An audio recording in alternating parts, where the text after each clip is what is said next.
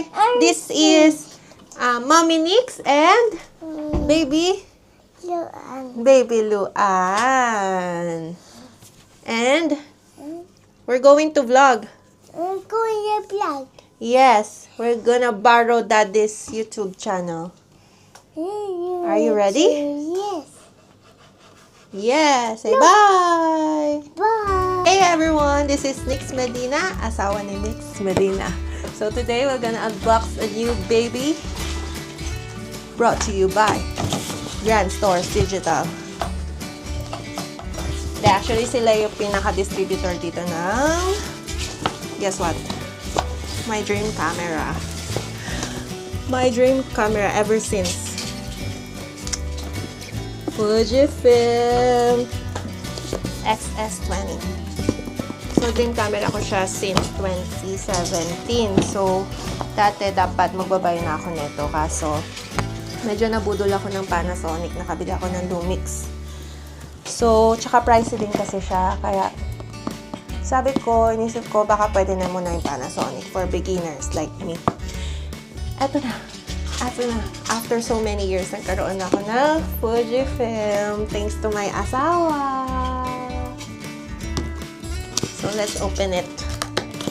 Bakit XS20? Kasi nag-search ako based on my preference. Okay siya for vlogging. Meron siyang option for vlogging. Tapos, meron na rin siyang stabilizer. Okay din siya for photography and videography. So, ito. Nandito natin. So, ayan. And, sa Grand Stores Digital, meron silang pa-free workshop sa mga beginners ng Fujifilm. Kasi ako, wala talaga akong alam. Gusto ko ang Fujifilm, pero hindi ko alam kung paano siya gamitin. Kasi ang ganda ng makakuha. So, syempre, diba, depende pa rin yun sa kuha ng mga photographers. Pero kasi, medyo na-in-love talaga ako sa kuha ng Fujifilm. Kasi medyo, may pagka-aesthetic. So, ito siya.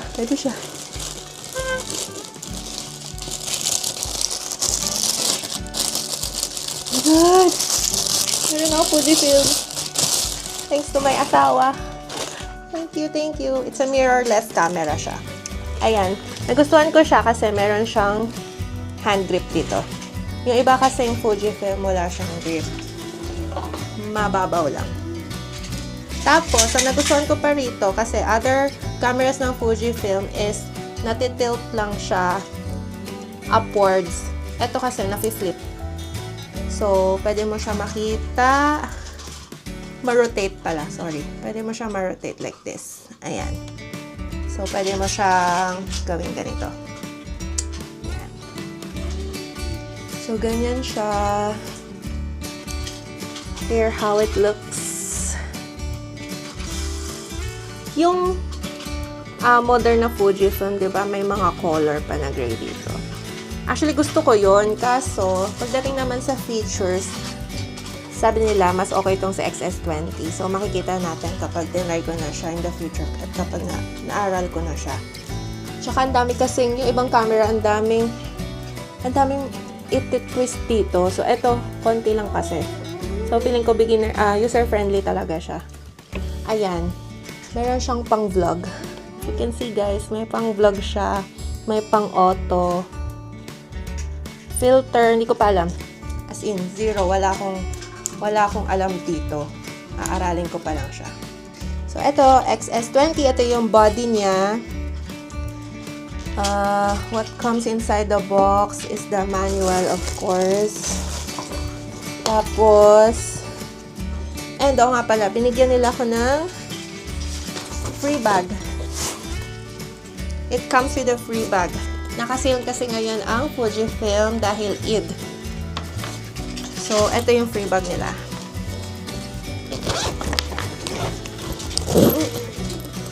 Ayan. Wala silang, mas gusto ko sana yung pure black lang. Pero wala kasi sila. So, sino tayo para mag-demand? Free na nga lang, diba? And then, actually, I asked for a further discount. Syempre, Pinoy tayo. So, ang binigay na lang nila is a free memory card. It's 128 GB. And yung price niya kasi is $269. Pero binigay nila sa atin ng free. So, thank you. Thank you, Kuya. And, hindi ko na alam paano buksan to. Nani!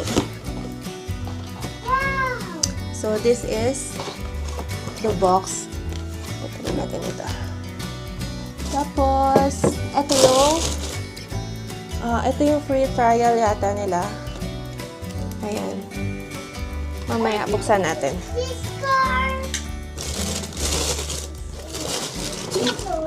So, yun ang yung laman. Ito. This is I took the, ano to? May kasama kasi siyang lens. 16 to 50 mm ang kinuha ko kasi mas okay siya for portraits, I think.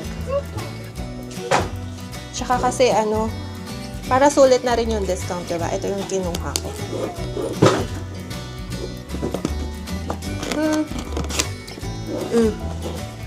Oh, it comes with the strap. Ito yung strap niya. Akala ko dito kasama, tapos nabibili separately. Meron pala siya. Ayan siya. Strap. Ayan siya. Oh, taray. Photographer yan. So, ayan. The lens na kinuha namin, it comes with oh nga pala, yung dati ko kasing camera is may external charger pa. Yung kinukuha pa yung battery sa loob, tapos i-charge mo through external. Ito, pwede na siyang i-charge through USB. So, ito siya. Ayan. So, hindi na mahirap magtanggal balik ng battery. So, ito yung lens. Oh my God. Here's the lens na kinuha. Ito siya. Yan. This is 16 to...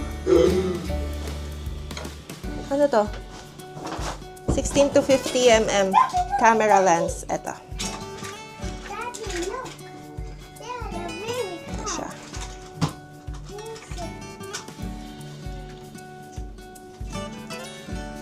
So, ito. Daddy! Come here. Come here, please. Kailangan natin mag-ingat. Saan? Can you put it here? Sabi sa inyo guys, wala pa akong alam sa camera. Ano mag-ingat? Lalagay ko natin siya rito, oh. Tapos, kakapit natin siya. Hold it. Buto. Nakakatakot. Ba't may kinabit to? Tapos, Yan, ikakapit siya dyan. saan yung orange? Kahit makita mo yung orange. Ito orange. Ito, Yan. tanda mo to. Diba? Yan, yan. Supportive siya. Thank you. Ayan, ganyan siya. Next, tapos na tayo sa strap. Ito is... Uy, tulungan mo kaya ako dito. Hindi ko alam to. Ito, hindi ko alam to. Ano to? Merong ito, saksakan. Para saan to? Yan. Para saan to? Sinabi ko naman na wala talaga akong alam. Charger yan. Charger ng... Yung mga adapter yan eh. Ayan, ang dami niyang klase ng Adapter pag ng saksakan. Galing dito kasi kailangan ko ng guidance. Ito, meron din siyang ganyan. Uy! Alam mo, hindi ko makita yung battery. Wala pang battery. Kaya hot boxing eh.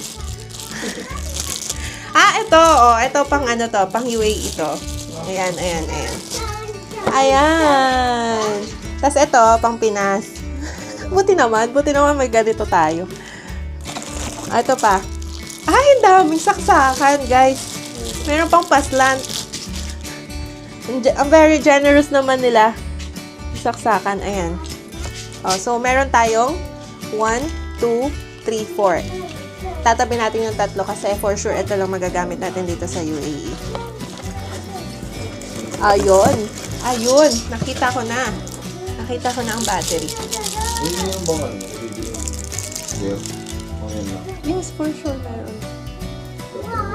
Ito siya, guys. Ito na yung battery. Daddy!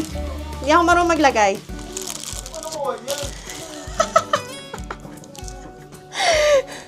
Bibili ka niyan? Kaya Yung nga, naman, hindi yung naman ano, ako kasi marunong yung, pa. Pag ako natuto. Yung Hindi ano, pa. ito, kailangan mo ilagay din to. Pangarap pero hindi alam paano gamitin, no? Kaya nga eh. Paano malalaman kung, this Yan, one? yan. Oh, kita ko na. Saan mo ilalagay yung ano? Tadan! Yung... Close it. Yung SD card. Saan daw nilalagay yan? Ang SD card, Alam ko dito yung sa battery. Ay, dito. HDMI ito. SD card. SD card. Lang dito. Dito rin ata sa loob. Yun yan. This one, ito, katabi siya. Parang sa Lumix lang din. Hindi ko alam, sa ibang camera ganito rin naman. Okay.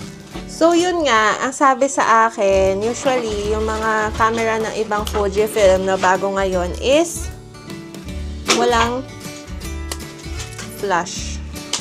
So, ito talaga is meron.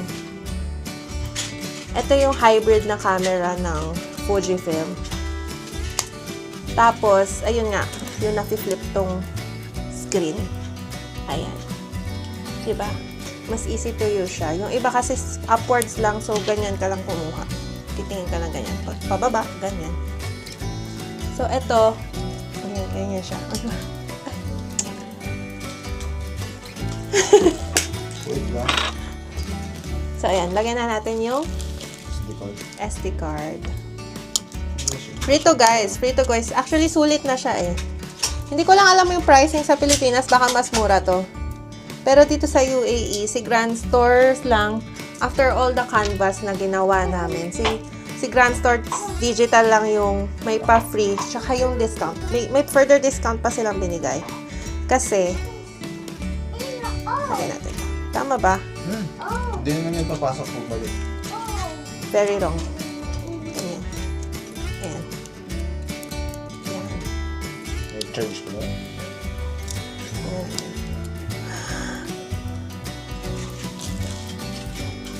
Wala. Paano malalaman may charge? Walang charge. Walang charge. Wala. Wala nga ni. Wala siyang charge. So, i-charge na lang natin siya mamaya. Kasi yung charger na. Eto. So, hanapin natin yung charger. I-close natin to kasi baka magasgas. Kasi bago pa, guys. Hindi ko pa nagagamit. Oh! Ano siya bang? May paganyan din siya. Ito. Diba? Yan. Tadan! Ito yung sa lens. Ayan. Ito yung charger ng battery? Oo. Galing mo. Paano? Hindi niya na lang. Hindi na siya yung malaki. Okay. Tutusok na lang siya. Oo, tutusok ko na lang siya. Tapos, paano siya isa-charge? Ay, hindi. Okay. Hindi ba alam niya? Mas Ano alam to? niya. Sabi ko siya mag-unbox. Ito yung... Bali, ito na yung parang adapter. Okay. Ito, Okay. dito. Sasaksak na lang. Wala na siyang external na Wala na. Direct charger na ng battery. So, ito yung pagkakonektan ng USB-C sa camera. sa camera. Tapos, saka mo siya i-charge. I-cut mo na kasi baka mag-photo. Dito. Tapos, so, ito yung USB-C, guys. Tanggalin na natin sa tape. Kasi kailangan na rin natin siyang i-charge. Akala ko magagamit ko na siya mamaya. Pa pala. So, ayan. Oh, so cutesy. Ayan. Charge natin siya. Tapos, I-off mo muna ito. since mahilig tayo sa mga portrait na pictures, nag-ask ako ng kung anong magandang lens for portraits. Ito kasi is zoom in and out lang. Although, ang FS nito is hanggang 4.8 ba? 2.8 to 4.6. Something like that. Yun ang FS niya. Aperture. Kaya, nag-ask ako kung anong magandang lens for portraits. Yung blur na blur yung background. Kaya, Nagdagdag ako. Thank you, asawa. Nagdagdag ako ng lens. Ito, ang ganda ng kuha nito. Very good siya for portraits kasi ako mahilig talaga ako sa mga picture. Tapos blurred yung background, yung sa mukha mo lang yung nakafocus. Diba, gandang-ganda ka sa sarili mo, ganun. So, open na natin. Ito, Fujinon XF50mm. So, akala ko lahat ng lens ay nazo-zoom in or zoom out. Meron palang fix lang na hindi siya nazo-zoom in or out. Doon lang siya sa aperture nakafocus. Tama ba yung sinasabi ko? Sorry na. Beginner lang. Open natin. Ayan, Fujifilm.